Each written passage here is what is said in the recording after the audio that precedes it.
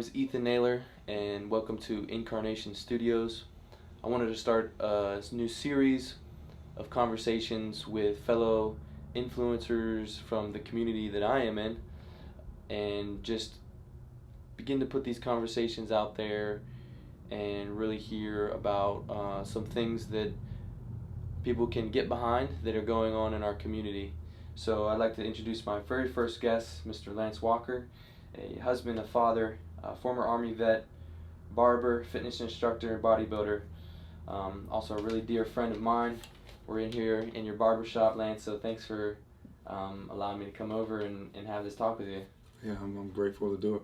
Yeah, so let's just kind of dive in, and if you could just give me a little history about where you're from and where you learned how to become a barber or different things. And let's just kind of start the conversation there. Okay. Well, I was born on the outskirts of Pittsburgh, a town called New Kensington. It's about 15-20 minutes away from downtown Pittsburgh. I have 3 siblings, and born in the projects. My father left shortly after I was born, so it was a single parent kind of situation. But I was raised in a really, really good home, godly home, and that's a story of redemption. That's another part that my parents ended up getting back together. But those types of struggles, I believe, helped create the person that I am today. Got into barbering through when Carl Lewis was in the Olympics. He had a box haircut, and so I wanted the box haircut, and so I went to there were 2 barbers in my town, Mr. Jimmy's and Mr. Fred's. Mr. Jimmy's was closer to me, but Mr. Fred was on the other side of town. So I had to, Mr. Jimmy was booked up, so I had to go to Mr. Fred. He cut my hair. I told him I wanted like Carl Lewis, but he wasn't sure how to do it with the electric clippers, so he pulled out these old handheld clippers and cut my hair. And he actually was pulling more hair than what he was cutting, and so I thought, I can do this myself, and I saved up my allowance money and bought a home cut hair cutting kit, and me and my best friend started practicing on each other, and that's how I ended up getting into barbering. And people in the neighborhood went away to the military, cut the guys in the barracks and everybody, and got more experience, and came home from the military and went to barber school and got my barber license. Awesome. Yeah. So that's just one of the many things you do. I just want to tell the story real quick of kind of how you and I met. We were working out both at Planet Fitness, and I was using the machine differently than how it was supposed to be used. So Lance very graciously came up to me and was like, this is actually kind of how you use it. And then I was explaining to him what I was doing. We just started talking, and found out that he had a bodybuilding competition coming up. He was struggling with some knee pain, so I was able to pray for him right there in the gym. And then that just kind of sparked our relationship, and we both really felt that this was a divine appointment, that we would be kind of brothers in arms, in some form or fashion. We didn't see the full picture. Long story short, he was at a gym that I had an interview at, and him and I didn't even know, we didn't even know this. This happened on like a Thursday.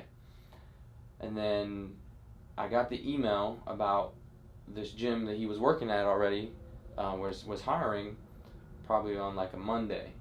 And I came in on a Tuesday, and you were already there working with somebody. Yeah. And you were like, man, what's going on? And I was like, hey, I'm just trying to be part of the team. So that was just kind of how we, sparked our relationship. And then coming in here and having really good conversations with just your customers and everything. Maybe we can get into that a little bit as far as what you believe you have here as far as your platform goes, and what kind of conversations you're able to have, and just the mindset that you've seen from Chambersburg specifically. That's where Lance and I, Chambersburg, Greencastle, Shippensburg, Franklin County, Southern Pennsylvania.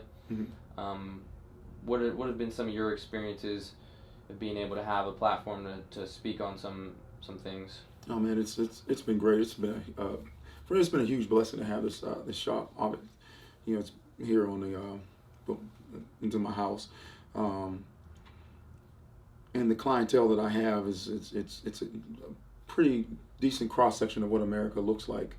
40% black, 40% white, and 20% other. And at any given moment, the conversations that we have in here, the different people groups whose lives intersect, in this space, who under normal circumstances their lives may not have intersected or have had a conversation or a meaningful conversation anyway. And I make it a point to use the shop as a platform to have deep, meaningful discussion, because the barbershop is always, especially in the black community, has always been a gathering hub for conversation, exchange of ideas, and disseminating information. And that was one of the things that especially as I got older, I've only been 13 years this past Memorial Day, Wow. but I realized the importance of the platform that I have in affecting positive change in the community. And so that's what I started deliberately pushing in those directions, to have conversations. And everything is open for discussion, everything from politics to religion to sex to sports, entertainment, you name it. We discuss it, as long as we can do it in a family-friendly environment, because we have children in here sometimes, and plus my family's on the other side of that door, so I'm a little protective of the space, obviously. Mm-hmm. But we can talk about all of that as long as we can do it in a respectful manner, and respect one another's opinions, and because we all come at these life from different angles. Yeah. And I think it's good to have those differing worldviews, to hear them, and so you can put the pieces of the puzzle of life together a little more accurately. Right. Yeah. Yeah, I love that you say how do you call it, the Rubik's Cube. Yeah. Perspective Yeah. of life, just like not one side is the same. So let's talk a little bit about the group that you and I also were a part of. I haven't been so much active in it, but just with the racial reconciliation group in Mm-hmm. Chambersburg, Mm-hmm. and some of the experiences that you have had that have caused you to want to be more of a voice in our community, and evoke some people maybe to change some mindsets and the way that they see and do things. Yeah. I think one of the things which you mentioned, the Rubik's Cube, this is America by and large, though, the information and the history that we get has been told mainly from one standpoint of view, and that being mainly a Caucasian or white point of view, and it's almost dismissive or swept under the carpet all of the other people groups who were responsible for helping build this nation and do the things that we've been able to do as America, and so those stories are so vitally important, because they are just as American as any other story. But if we don't know those stories, if we don't know about the African American community, the contributions that they've made to this nation, or if we don't know about the Asian community and the contributions, or the Latino and so on, we really miss a huge part. And I think subliminally we almost think that, well, they didn't have a part in shaping or forming who we are, and and when we don't realize our history, and we don't know the importance of this guy contributed, and that guy, and this lady, and this person, and we miss out on a whole lot, I think, and we devalue those people groups' contributions to this nation. Yeah, definitely. And so the racial reconciliation group that I attend is looking to bring that racial harmony back in, because a lot of times I don't think we realize our worldviews have been shaped. We're a sum total of all of our yesterdays.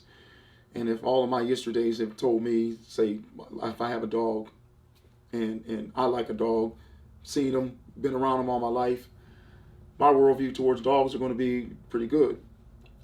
On the other hand, if I never had a dog, been bit by one, maybe 2-3 different times, my worldview toward dogs and it could be the nicest dog that there is, Yeah. is going to be one of a negative nature.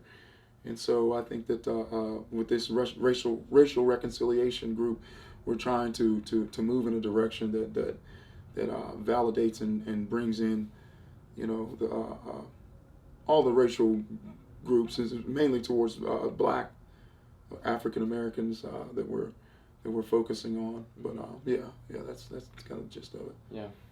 So, and I love the name, and I think that, you know, you and I both, as, you know, believers, I think it's helpful in recognizing that, you know, we've had these conversations Mm-hmm. about, you know, our perspective on the whole thing.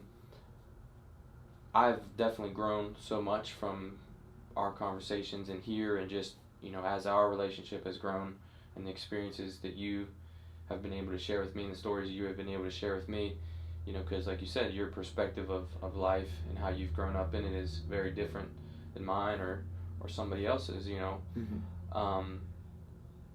And recognizing that we have been given the ministry of reconciliation, knowing that it is something that has already been accomplished for us, but yet, granted, we have not seen the full manifestation of that Right. in our community and in our world. But coming from a place of knowing that, you know, the Spirit within each one of us knows that we are of the same source, right? Mm-hmm. Knows that there is a truth about our unity, right? Mm-hmm. That we can be unified and yet diversified. Mm-hmm. So, and I think that, you know, in a lot of ways, in you know, in America, and there's some other cultures where they conformity is unity, right? Mm-hmm. That's our view of what it is. Mm-hmm. But I think that coming to a new paradigm shift where we can see that we can be unified, but yet diversified as well. Yes. In that unification. Yeah. And I think we've both grown to that understanding, or trying to grow into that understanding, and just be a change and a voice for our community, really seeing how we can make an impact. Another thing I want to talk about is, you know, you are also on the board for, what is that for again? Network Ministries. Okay. And the hospital. And the too. hospital, we have the Thamesburg Hospital's Patient Family Advisory Council, and we're looking to make improvement, you know, with the hospital and how the hospital engages, you know, with the community. There's some really big things and good things going on. Obviously, we're going through a transition into WellSpan. But they're really looking to make a difference, especially I think culturally, understanding everybody who comes through those doors is very different, you know, Yeah. different culturally, different, you know, for whatever reasons. It's because of race, because of ethnicity, because of, you know, what have you, and they're taking a strong approach to changing that. So whenever healthcare is provided, it's not, for instance, if somebody comes in there, say, who may be Muslim or may have a hijab on, or things of that nature, you know, for us to be sensitive and aware. And if you don't have those minority groups at the table, Yeah. to help you navigate through those things, I'll give you a prime example. And this wasn't at the hospital, but I had a friend of mine. This is whenever I had hair, and I was trying to get my waves in, and she's Caucasian, she's white, and she rubbed her hand against the grain of my hair, the direction I was trying to grow my waves in, and I ducked and I pulled away from her, and I was like, you know, don't do that, and I was perturbed, but I understood culturally she didn't know that. If a guy, a black man, is trying to grow waves, you know, brush his waves in, do not rub them against the grain. You're gonna. But she went to do it again, and that's when I realized, because I grabbed her hand. I said, "Don't do that," and I was triggered. I was serious about it, but I realized culturally she's not aware of this. She didn't know it, and so I had to adjust my reaction also to understand it. She doesn't know. She's not aware of this. Uh, but once you are made aware, I think then adjustments need to be made. Yeah. I don't personally like to go around offending people. Someone told me, like the Indian Native American issue. If somebody said, if you call them Indian and they say, hey, I'd rather be called Native American, Right. well, I'm going to address them as a Native American, Sure. rather than be offensive. But that's kind of the culture, what they're trying to, some of the things that they're trying to do with the Patient Family Advisory Council. I think that's awesome, man. I think that's really great for people to know, as far as what's actually going on in our community. Mm-hmm.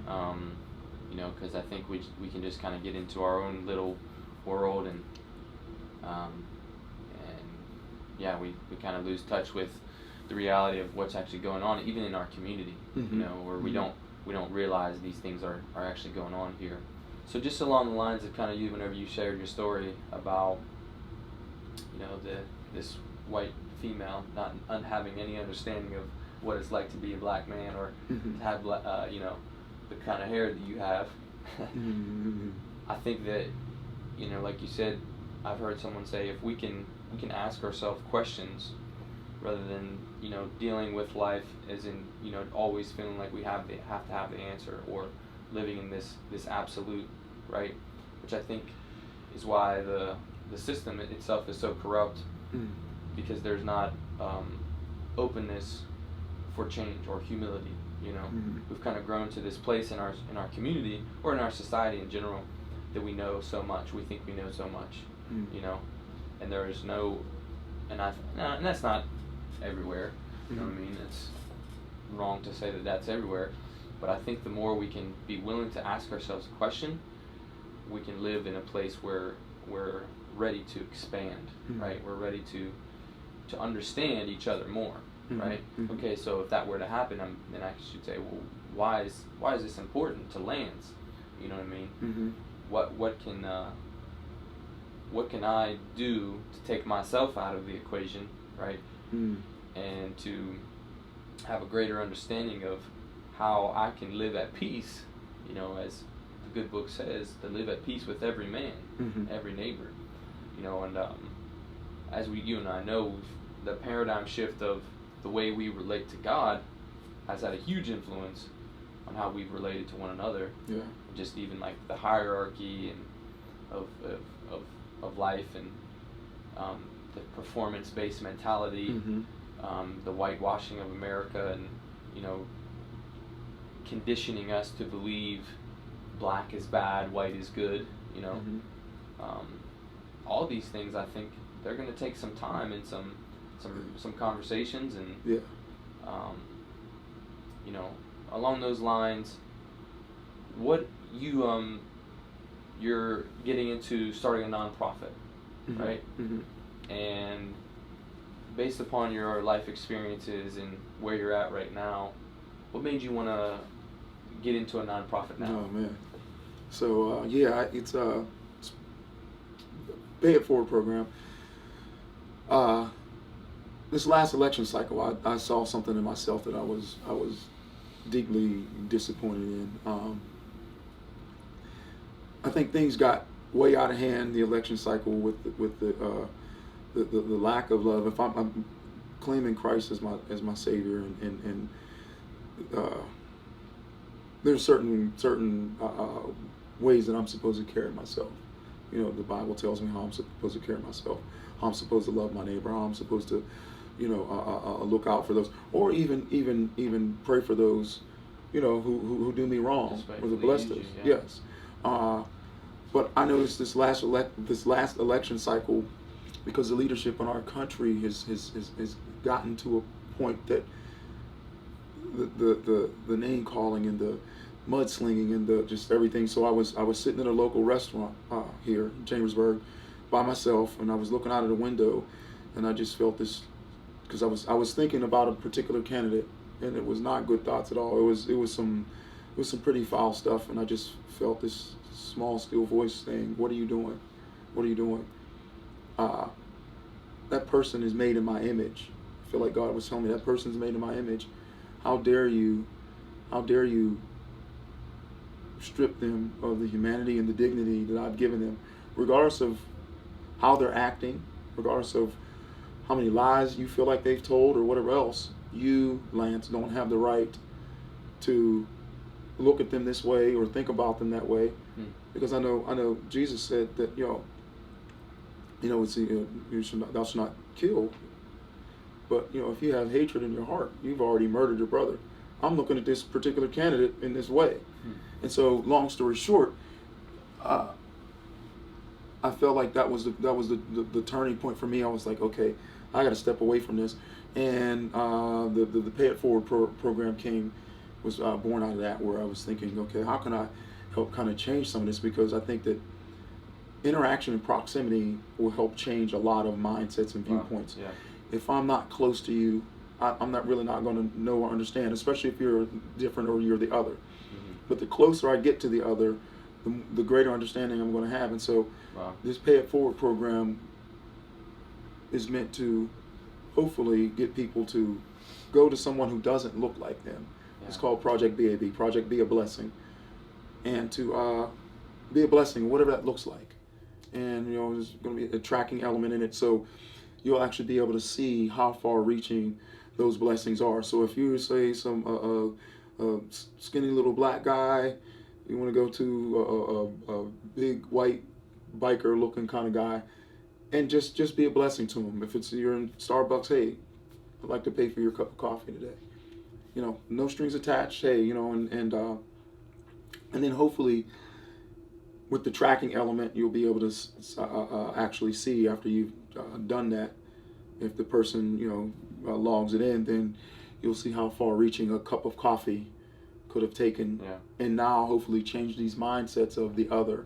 When I'm constantly looking at the other in a certain way or a certain light, now hopefully this proximity will bring about somewhat of a change. So just some interrupting factors to make me stop looking at, and hopefully if that person looked at me that way, they realize like, okay, well, maybe this guy isn't so bad. Maybe those people aren't that bad. Maybe this group of people aren't, So are you talking about like an app that people can be able to kind of log in what it is that they do? Yeah. Okay. Yeah. And the gist of it is this too, and it's all of it comes from a biblical standpoint of view that you don't that I'm not to go into my home, let another lift you up.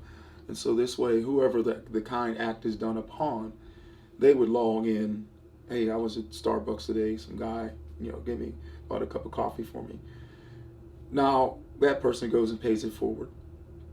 Sees a guy on the side of the road, tires, out, and stops and helps him change his tire.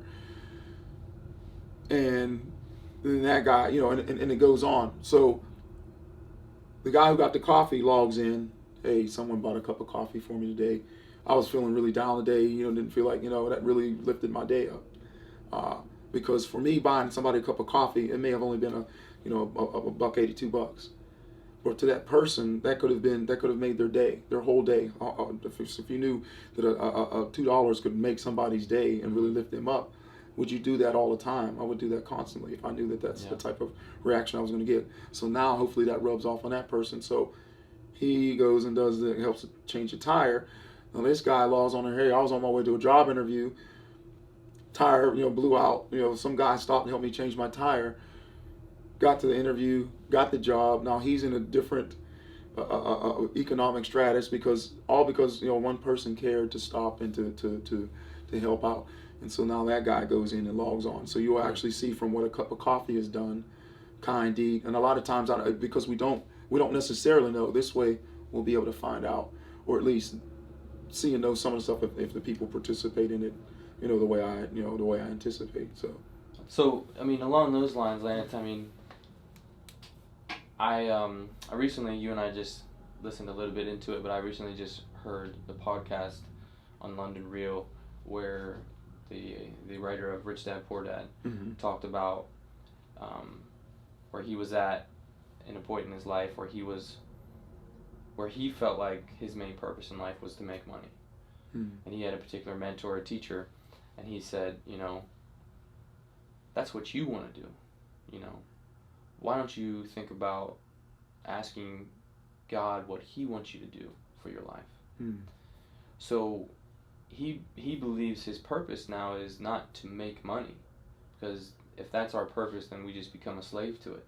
Mm. You know, he believes his purpose is to be able to serve more people, right? And I think that we all have the opportunity to do that, and we all have to have an opportunity to do that in such a way that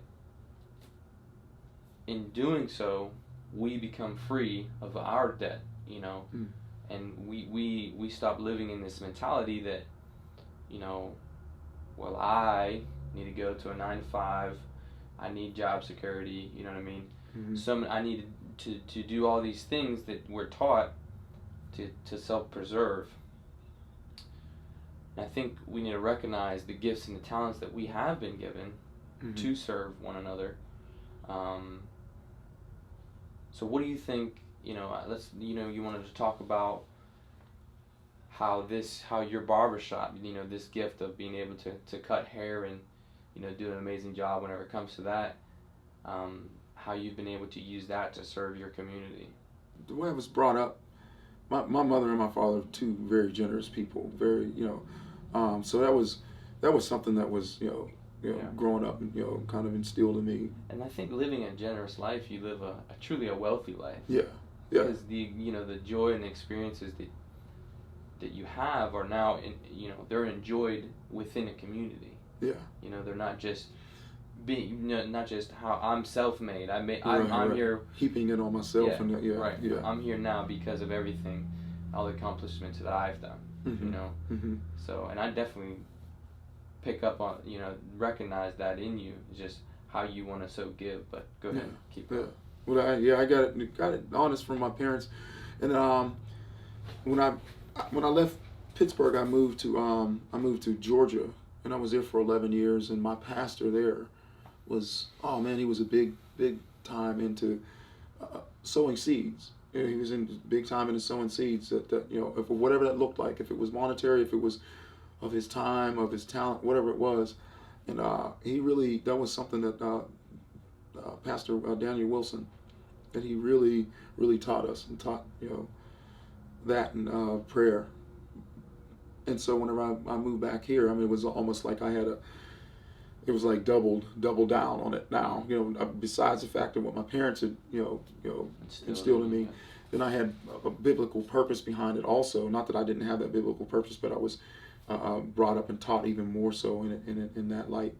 And so we were just taught that, you know, if you want to harvest, you need to plant some seeds. Yeah. You know, and it doesn't have to necessarily be, whenever I say plant seeds, that of monetary, because even though I try my best to do it, whether it's monetary, whether it's of my time or my talents or whatever else, there's still less seeds, and they may come back in different forms that you know, it doesn't have to be money just because I sowed money. Yeah. You know, it doesn't have to be, you know, it could be health. It could be, you know, peace of mind, whatever the case is, and I think that that's going to come back. Just to interject, you know, doesn't that go against, though, everything that we were taught in school? You know, because school is all about, you know, the teaching that they give you on money is how to save money, right? How to go to school, get a job, get out of debt, and save your money. You know, and truthfully, money is everywhere, right?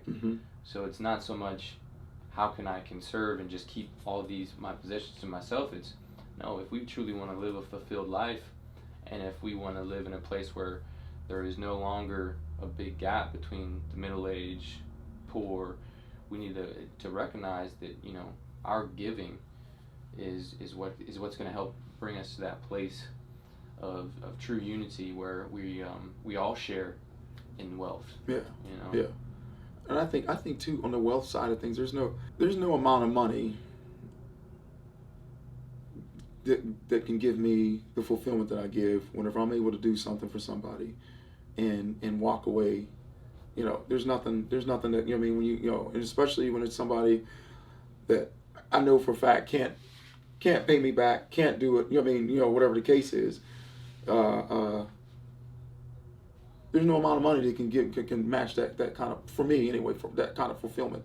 And I don't know if I'm gonna say I'm different or whatever else. That to me is its own reward. So one time we were just, the old barbershop that I used to work at, A car rode past, and it there was a street light several buildings down, so the traffic was backed up. So that we had this big storefront window, and the person had left their package on top of their car.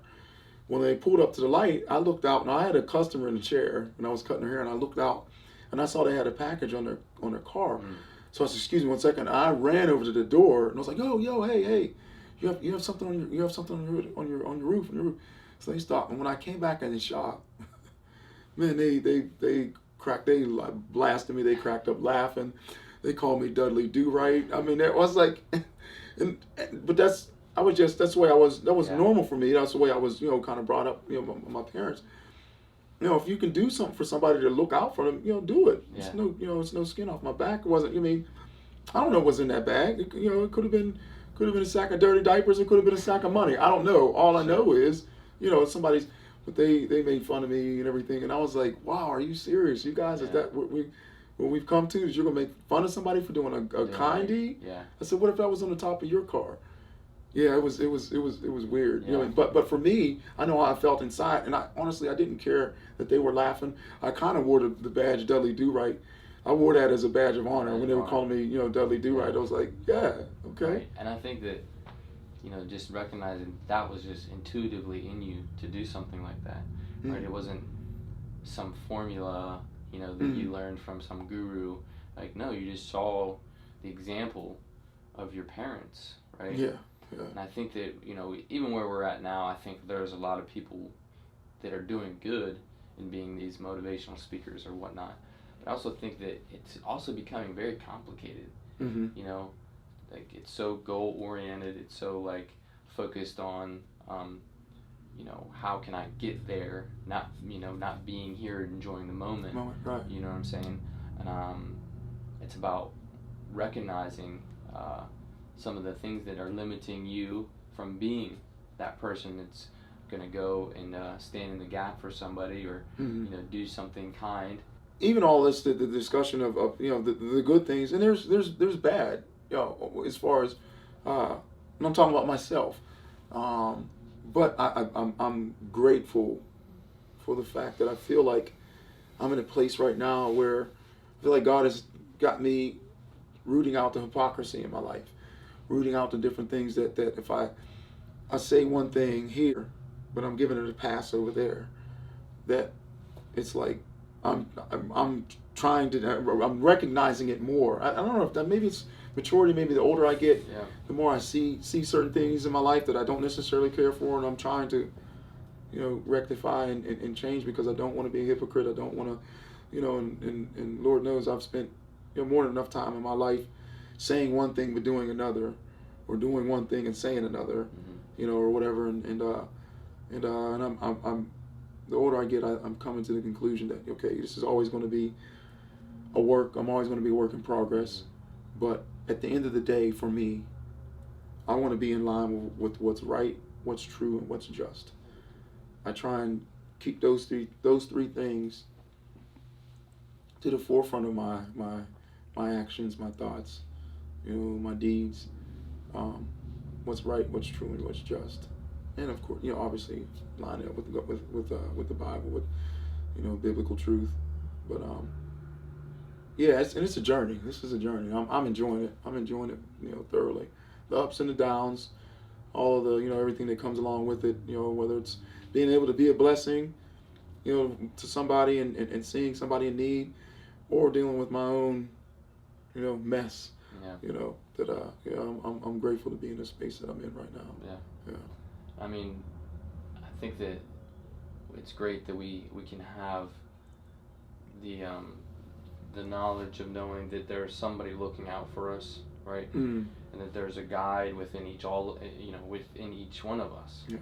So it's no longer on our shoulders to be self-made. It's no longer on our shoulders to become something, right? I feel like it's more so we were created to be this person. We were designed to do these good things.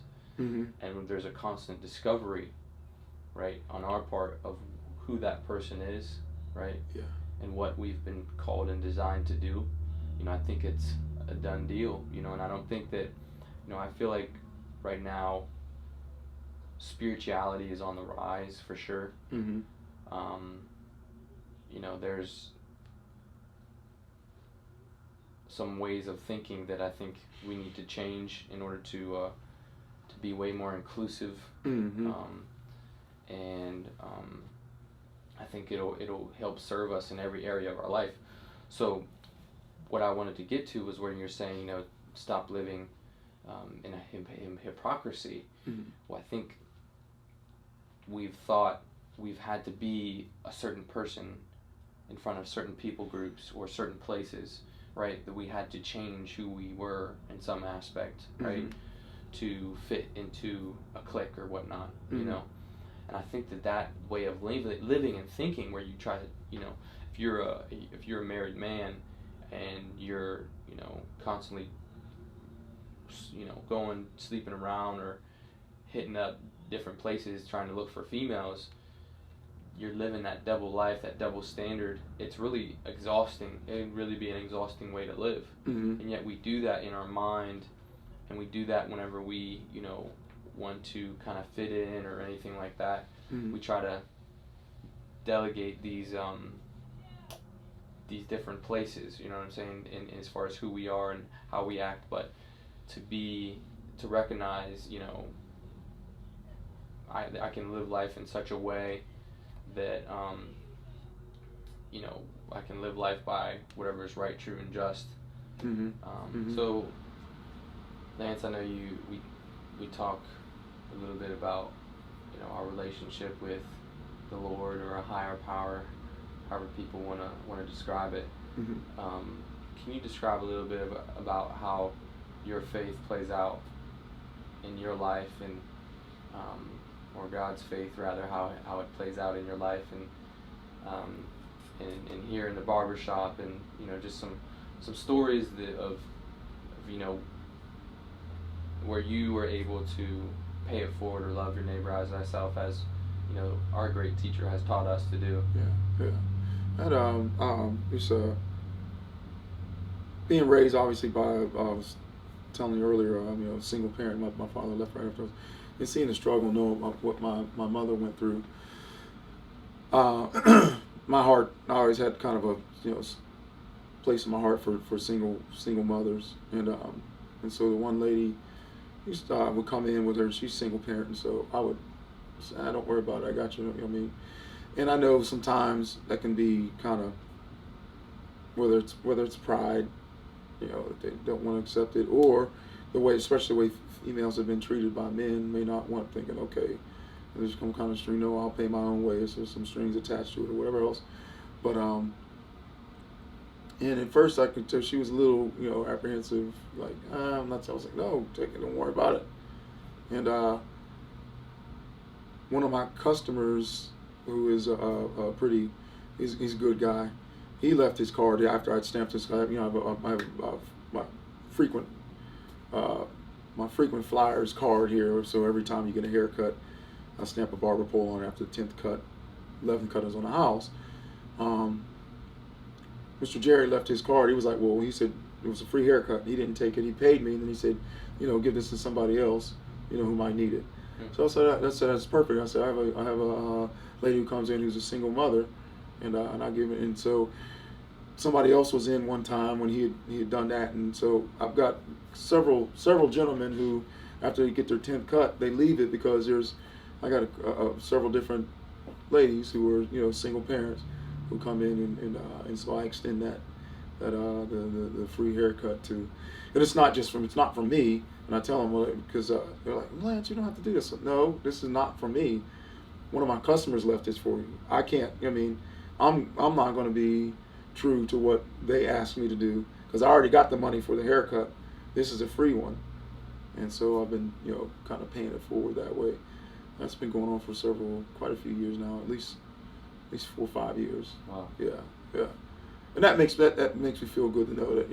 Sometimes that's all it takes, is that one little thing to kind of give people a little more hope in humanity, a little more hope in society, and just lift their spirits. And who knows, that could mean the difference between rent, groceries, gas in the tank or whatever.